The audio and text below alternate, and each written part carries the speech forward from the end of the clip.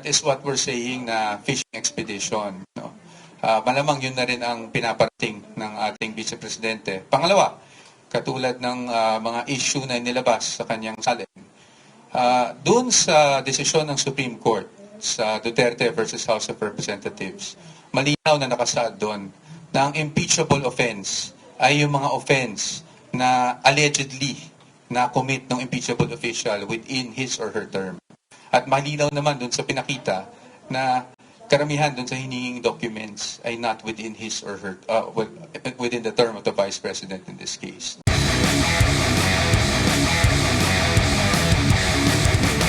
Clarification po ng chairperson and some members of the committee na ito daw pong ginagawa nila is like not like a mini trial but like preliminary investigation. Ikukumpara doon sa usual na legal process na ginagawa. At ang sabi po, para po kay Representative De Lima, parang disrespectful daw po na hindi humarap si Vice President Sara Duterte para personally ipaalam o i-lay down yung kanyang mga rason kung bakit hindi siya dahil or haharap na dito sa pagkita. Thank you. Alright, thank you. So, you have two questions, right? Number one, does act to the statement that what the committee is conducting is not a trial, but is allegedly a preliminary investigation. Number two, you also want us to react to the statement of Representative De Lima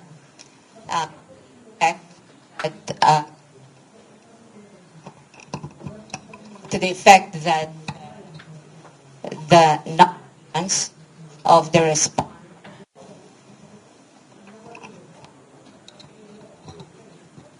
at the committee hearing today is allegedly a disrespect. Let me respond to the second one before I go to the first one.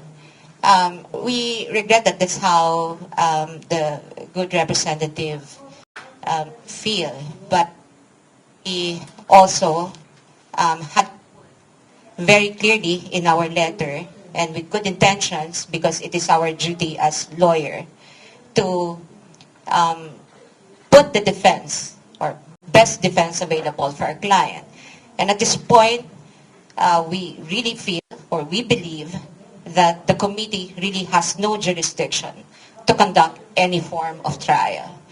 There was no disrespect intended because in fact, we had responded to the invitation that was extended to us, signed by the chairperson of the committee, and we had submitted this even before the committee hearing today.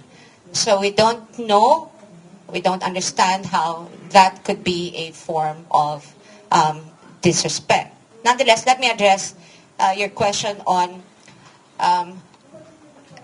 the statement that what is being done at the committee level is a preliminary investigation, and they may be referring to the comparison of the committee level proceeding as akin to a preliminary investigation. However, if you have taken note of the past statements by members of the committee, and this is not even something that we said or stated, the term mini-trial did not come from the defense. The term mini-trial came from members of the committee. And in fact, you only have to look probably in the internet or search them yourselves to know that there have been statements to this effect that what the committee will do is sort of a mini-trial. And so our response to that is, given that the Constitution only vests the power and authority to conduct trial in the Senate, then the House of Representatives or any of its committees cannot do that. And I think this is very clear also in the Duterte ruling, both in the 2025 and 2026 decisions of the Supreme Court, that constitutional parameters with respect to the conduct of the entire impeachment proceedings should always be complied with. Especially given that it's not only a purely political proceeding, it is also a legal proceeding, and therefore must comply with the fundamental law. And what is our fundamental law? Our fundamental law is the Constitution. You don't even have to write it in any contracts or agreements or any rules. It's written in every rules, in every contract. That's how fundamental the objection of the respondent is to the committee proceedings. Good afternoon, attorneys. Joseph Veteran po from Manila Politico. In asserting the unconstitutionality of the House jurisdiction over the impeachment complaint, what are we trying to achieve here po ba? Are we trying to stop the House hearing? Or have we made any legal move na ipahit po ito? Or it's just a mere position ng defense team? Well, for now, that's really the position of the defense team na unconstitutional yung nangyaring proceedings, di ba? Ngayon, ang tinitingnan natin, ang sinasabi talaga natin dito to simplify things. Sa Constitution, very clear naman yung nakasulat. No? Number one, ang initiation ng impeachment proceedings that belongs to the House. That's an exclusive power of the House. We're not contesting that. No?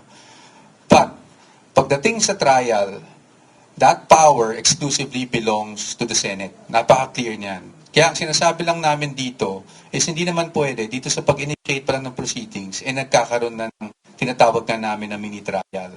At again, kaklaruhin ko lang yung emphasize ko lang yung nasabi na ni Atty. Sheila. Hindi po sa amin ang galing yung term na mini trial.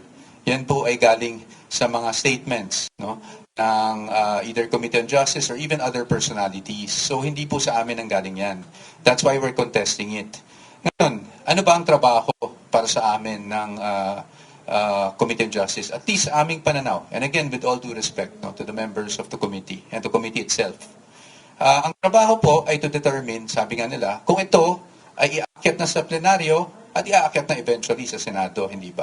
So ang parati namin sinasabi, kahit sa previous interviews ko, ang gagawin lang naman is to evaluate the complaints and the evidence at hand. No? Kung ano yung mga naka-attach na ebidensya doon sa complaint.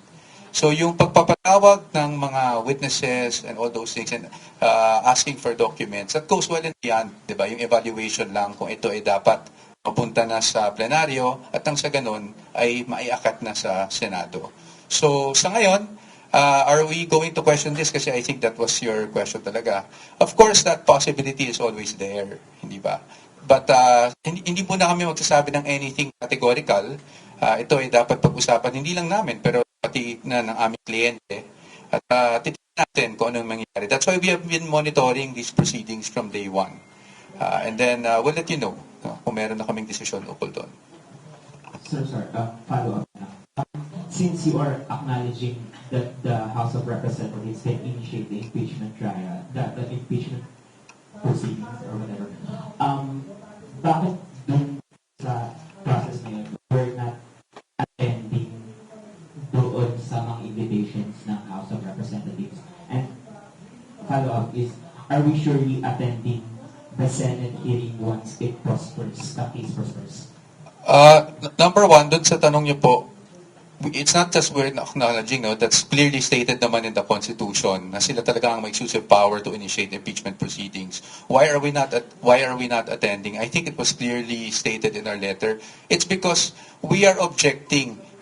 There's a fundamental objection to the proceedings itself because for us this goes well and beyond what is contemplated within initiation of impeachment proceedings. As to the Senate, wala pa tayo doon, no? Pero pag dumating man doon, talaga namang kami naman ready na sagutin. Parati naman natin sinasabi, ready nating sagutin ang mga alegasyon laban sa Vice Presidente sa tamang forum. And at sa atin, pagdating sa pagkakaroon ng trial, whether mini trial or full-blown trial, that is not in the House, but that is actually in the Senate. Thank you.